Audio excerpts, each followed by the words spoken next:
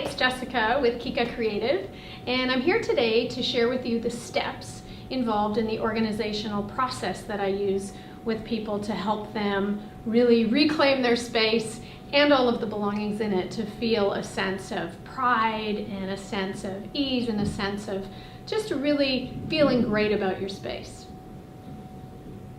So the first step in the process, really, really important, is the imagining. Here you are really looking at and trying to feel what it would be like with your new space, with the space reconfigured, redesigned, decluttered, all of those things that go into it. What will it feel like? What do you want it to feel like? That's step number one. Step number two, taking it all out. You've got to take everything out, lay it out to see what you really have. So, taking things out. Okay, step three. Step three in the process. This is really important. This is sorting. This is sorting like with like. Sorting. So, if you are taking out all of your boots, you need to go around your whole house and get all the boots into one place to see what you really have when it comes to boots. And this can be repeated for all other things in your life, because often we have them in multiple places and we don't really know what we have, the volume, until we see it all and we know what we have. The next step in the process, this is the biggie, this is deciding what to keep, what to let go of, what to donate, what to recycle perhaps. And some of these decisions are difficult, and this is where support comes in really handy, because it can be emotional. You can feel guilty. You can feel like you should be keeping things because somebody gave them to you, or those kinds of feelings come up often, and we're here to be supportive and in a really non-judgmental way. So this is about deciding. Okay, back to blue.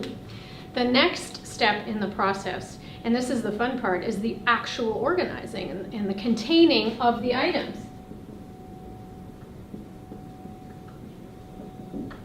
So this is where you decide how you're going to display or store or put things away, the things that you've decided to keep.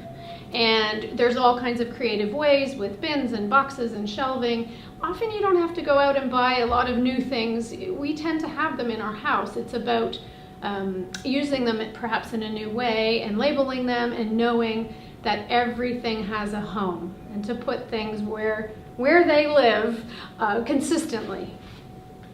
So the last step in this process is really evaluating how it's working. And at the same time, making sure that there's a maintaining that's taking place.